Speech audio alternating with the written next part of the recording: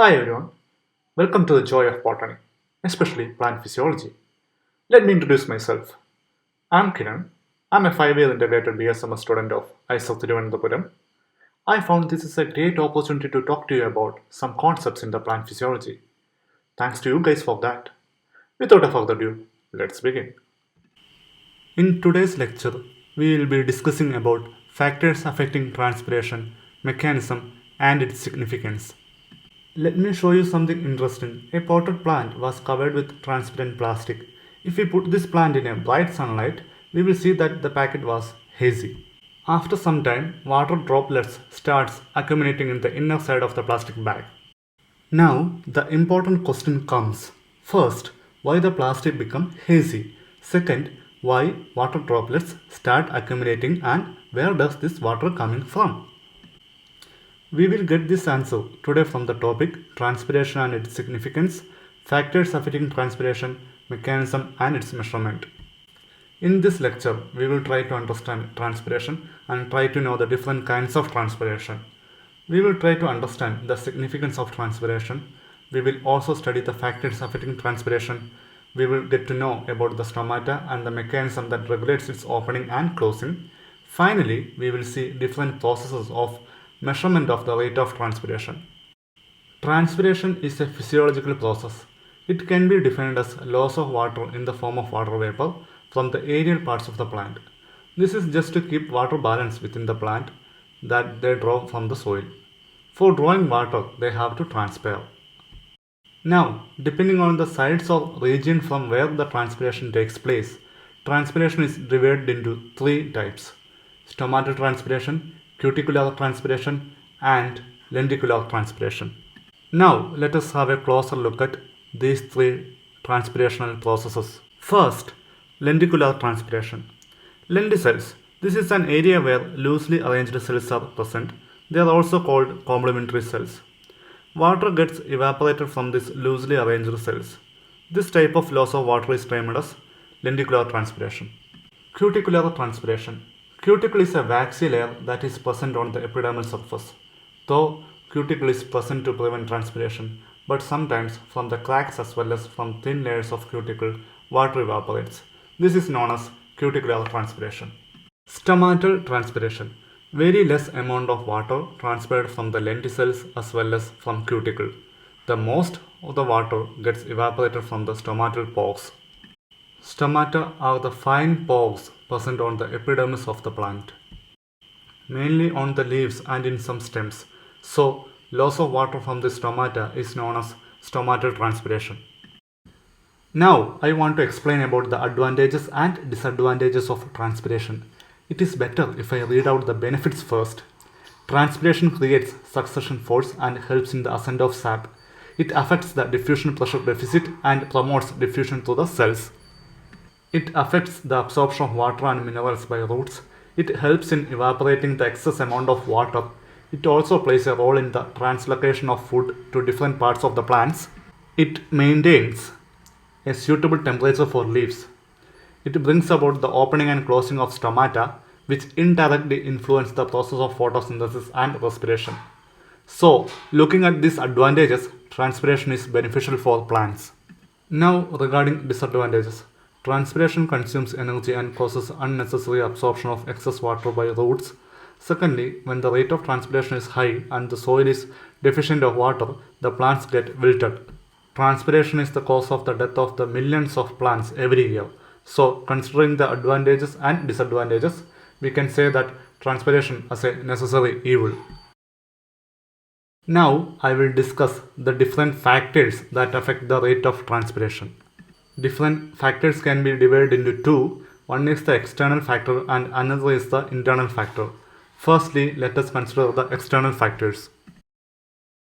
Temperature. The temperature has a direct relation with the rate of transpiration.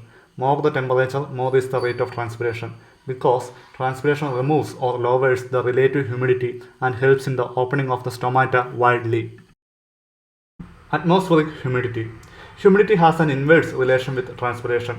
When the relative humidity is high, the rate of transpiration is low. This is because when the atmosphere is saturated with water or water vapor, the diffusion of water vapor from the leaf is restricted. So more the humidity, less the transpiration rate. When the wind is static, the rate of transpiration is normal. But blowing of wind gently increases the rate of transpiration because of the flow of air removes the humid air from the vicinity of the plant. So, more and more water vapor diffuses into the atmosphere. But a violent wind reduces or stops transpiration because violent wind leads to the closure of the stomata. Light. Light increases transpiration because light promotes stomata to open and it also increases the temperature. Carbon dioxide. Carbon dioxide has an inhibitory action in transpiration.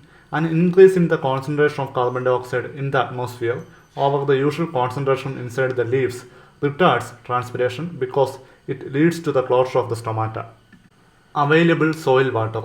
Rate of transpiration will decrease if there is not enough water in the soil. Antitranspirants. Substances that reduce the rate of transpiration is known as antitranspirants. Some of the antitranspirant chemicals are phenyl mercuric acetate, aspirin, abscisic acid, and even low viscous wax, etc. Now, the internal factors. Among the internal factors, first is the stomatal frequency. Stomatal frequency is the number of stomata per unit area of the leaf surface. So, more the frequency, and if all the stomata are open, then the rate of transpiration will be more. Structural peculiarities. Certain plants are adapted to reduce the rate of transpiration by reducing the size of the leaf forming sunken stomata, synthesizing thick cuticle, etc. Also, several other factors such as leaf area, amount of spongy tissue, volume of intracellular spaces, the orientation of leaves, and extent of root system also affects the rate of transpiration. Now, to know the mechanism of transpiration, we have to understand the structure of stomata, as we have studied that opening and closing of stomata regulate the transpiration. Stomata are very minute opening or pore on the epidermal layer of all plant organs except the root. The pore is surrounded by two guard cells. These guard cells are responsible for regulating the opening and closing of the stomata. The guard cells are either kidney shaped or dumbbell shaped. The inner wall of the guard cell is thick as compared to the outer wall. Each pair is joined at the ends. The cell wall of the guard cells possesses cellulosic microfibrils. These cellulosic microfibrils are oriented around the circumference of the elongated guard cells in a radiating manner from the center of the stomata. This microfibrillar arrangement is known as radial micellation. Due to the radial micellation, when a guard cell swells up, absorbing water from the surrounding cells, it cannot increase in the diameter. Instead, it increases in length. As a result, the pore of the stomata get wider and we call the stomata is open. Now, considering the variable behaviors of stomatal movement, 5 categories have been recognized: photoactive movement, scotoactive movement, hydroactive movement, autonomous movement, and passive and active movement. Now let us look at what each of this term means. Photoactive movement. Some stomata are sensitive to light. They open during the day and closes during the night. Scotoactive movement. It is just the reverse of photoactive movement. Here, the stomata open at night and close during the day. Hydroactive movement. In some instances, stomata close due to the excessive loss of water from the epidermal cells and open due to the turgid condition of epidermal cells. This is usually formed during the midday. Autonomous movement. In some cases, stomata show rhythmic movement. That is, they open for 15 or 20 minutes and after that they close up. And again they open after an interval of time. And finally, passive and active movement. Opening of stomata is considered as an active process while the closing is the passive process. And this is caused by the Turgor change in the guard cells. Now, the mechanism of opening and closing of stomata. The opening and closing of stomata depend upon the change in the turgidity of their guard cells. Different scientists have proposed different theories to explain the change in the turgidity of the guard cells. I won't be addressing each of them due to the lack of time, but I will try to explain one of the fundamental theories which you might be interested in. That is the theory of proton transport and hormone regulation. The theory of proton transport and hormonal regulation. Levitt in 1973-74 suggested that the turgidity of the guard cells of many species is regulated by potassium ions, chlorine ions, hydrogen ion, and malate. Now, when plants are exposed to light, the guard cell accumulates a large amount of potassium. The potassium accumulation is due to the operation of an active exchange process. The ATP from respiration required in the ion exchange process and may come through respiration. Protons are pumped out of the guard cells. Instead, potassium ions are influxes into the guard cell. They also promote or allow the chlorine to enter into the guard cell. Instead, the guard cell, this potassium combine with malate to form potassium malate or dipotassium malate. This potassium malate or dipotassium malate as well as chlorine are highly osmotically active compounds. They promote inward flow of water into the guard cell from the surrounding cells. As a result, the guard cell gets turgid and the stomata opens up. Closure mechanism involves the participation of inhibitor hormone ABA or abscisic acid, which functions in the presence of carbon dioxide as well as during stress. In the presence of ABA, the permeability of the membrane changes. As a result, the potassium ion move out from the guard cell and the influx of hydrogen ion takes place. Removal of potassium ions from the guard cells also take away water. As a result, the guard cell becomes flaccid and stomata closes. Role of carbon dioxide in stomatal movement. There are some roles of carbon dioxide in stomatal movement which I have mentioned during my lecture. It has been observed that if a leaf is placed in a stream of air free of carbon dioxide, the stomata will open even in the absence of light. But if the CO2 concentration is above the atmospheric level, that is about 330 parts per million, then it was observed that the stomata closes even during the day. The reason behind the closing of stomata is that carbon dioxide dissipates the proton gradient across the protoplasmic membrane within the guard cell. When the proton gradient is dissipated, active transport of potassium ion into the guard cell ceases. Guard cell disposes of accumulated ions. Potassium ion is transported out of the guard cell, and this leads to the removal of water from the guard cell, and the guard cell becomes flaccid and stomata closes. In CAM plants growing under the condition of water stress, malic acid decarboxylation occurs through the day and internal tissue accumulates carbon dioxide. As a result, carbon dioxide concentration within the cell increases during the day. This leads to closure of stomata during the day. At night, this carbon dioxide gets fixed into malate. As a result, the removal of carbon dioxide increases the pH level and that allows the inflow of water within the guard cell. As a result, the guard cell becomes turgid and stomata opens at night. Role of blue light in the stomatal movement. Blue light also plays an important role in the transpiration. Zeaxanthin is the blue light receptor present in the light harvesting complex 1 and 2. In the presence of blue light, zeaxanthin gets excited and causes a conformational change in the apoprotein. Because of this, calcium ATPase in the chloroplast membrane get activated. It takes up calcium in the chloroplast. Low cytosolic calcium ions activate hydrogen ATPase in the cell membrane. Efflux of hydrogen and influx of potassium takes place. The influx of potassium ions promotes chlorine inside the cell.